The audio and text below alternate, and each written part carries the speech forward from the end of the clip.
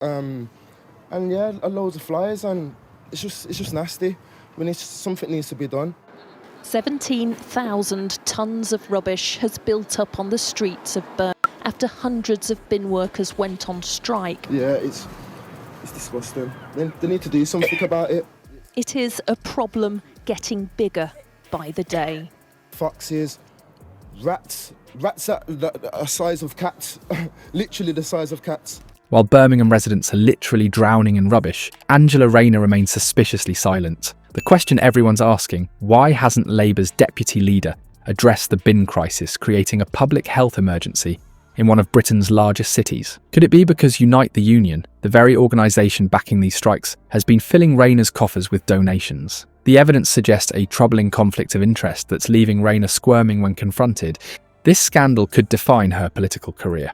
Before we move on, I'd like to ask you a small favour. If you appreciate this content, please take a second to like this video and subscribe to the channel. Over 98% of you watch the videos without subscribing. It costs you nothing, but it makes a huge difference to us. So, did you click the subscribe button? Great, thank you so much.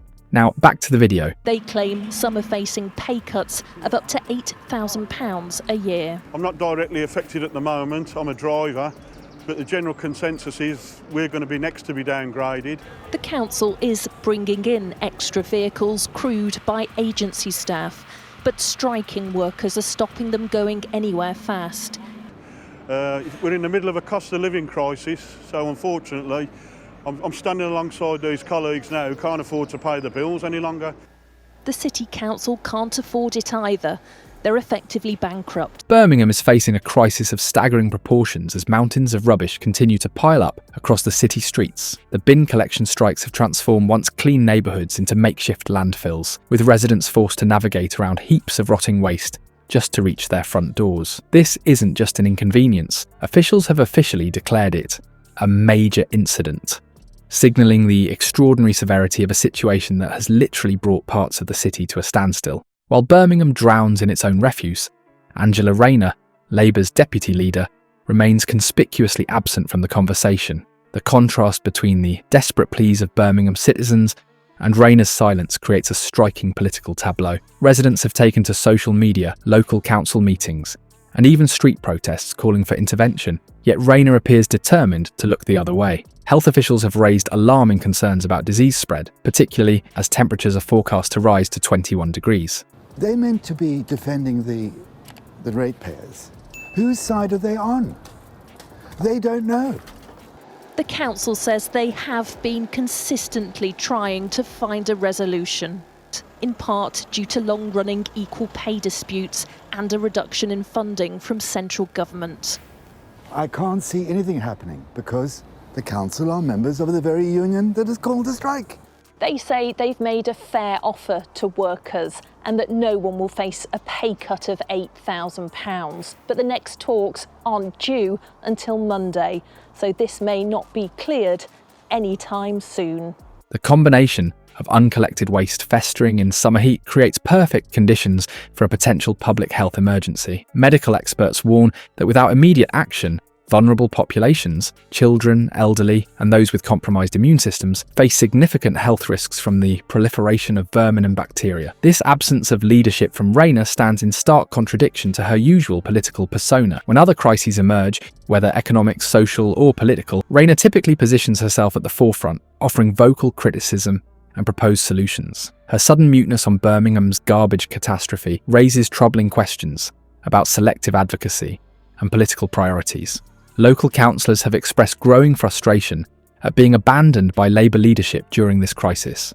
One resident, forced to store bags of waste in her garden for weeks, described feeling completely forgotten by those meant to represent us. Another reported resorting to driving rubbish to relatives' homes in neighbouring counties, a desperate measure that shouldn't be necessary in a functioning society. As weeks pass without meaningful intervention, Birmingham residents have begun organising community clean-up efforts, admirable civic action that nonetheless fails to address the systemic failure at play. The question hanging over this fetid landscape is simple, yet profound. What could possibly explain Rayner's inexplicable silence on such an urgent public health emergency? That deafening silence from Angela Rayner isn't just puzzling, it's potentially profitable. Behind Birmingham's bin crisis lies a web of financial connections between Labour's deputy leader and the very union orchestrating these strikes. What appears as political negligence might actually be a calculated preservation of lucrative relationships. The money trail between Rayner and Unite, the union, raises serious questions about divided loyalties. Unite, which represents the striking refuse workers in Birmingham, has been funneling significant donations directly into Rayner's political coffers. These personal financial ties create an uncomfortable reality. The deputy leader finds herself caught between serving her constituents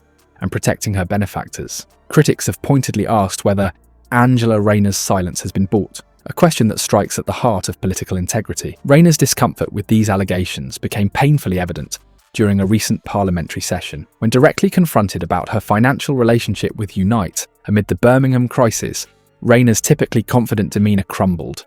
Her body language and hesitant responses spoke volumes about the uncomfortable position she now occupies. For a politician known for her straightforward approach, this visible unease represents a telling departure from character. The conflict of interest couldn't be clearer. While Birmingham's streets overflow with waste, Unite actively supports and organises the very strikes causing this public health emergency. Yet Rayner, who has received personal financial support from this same union, remains conspicuously absent from the conversation. This silence stands in stark contrast to her usual vocal advocacy on matters of public welfare. What makes this situation particularly damning is the pattern it reveals. A review of Rayner's voting record shows consistent alignment with Unite's positions across multiple issues. While other Labour MPs have spoken out about the Birmingham crisis, acknowledging the legitimate concerns of residents, Rayner has maintained her silence, a silence that becomes more conspicuous with each passing day of the crisis.